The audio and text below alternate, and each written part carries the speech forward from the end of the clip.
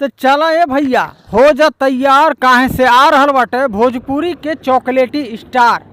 हाँ भैया, जब चॉकलेटी स्टार यानी कि अरविंद अकेला उर्फ कल्लू जी और शिल्पी राज के आवाज़ में गाना आ रहल बा भैया और तबाही न मचे भोजपुरी में, तो भैया कौनो फ़ायदा ना है गाना सुनले से। तो भैया जब जब अरविंद अकेला उर्फ कल्लू जी और शिल्पी राज के आवाज़ में कौनो भी गाना लॉन्च भइल बा, गर्दा गर्दा मच गइल बा ए भैया।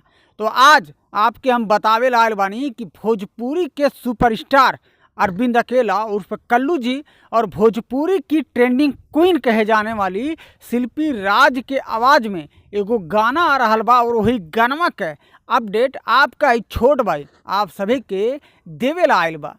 तो भैया हो कुछ ही घंटे पहले गानवा के पोस्टर लॉन्च कल गई है। तो स्क्रीनिया पे पोस्टरवा देख ला भैया। जी हाँ, डांड के दर्द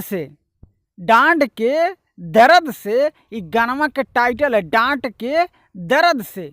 भैया कल्लू जी के साथ में ये वीडियो में फाइट करते नजर आवे वाला बानी क्वीन शालिनी। पवन सिंह के साथ में बहुत खतरनाक गाने में फाइट की हैं, वही शालिनी हैं। आप वीडियो में देख रहे हैं यहाँ पे।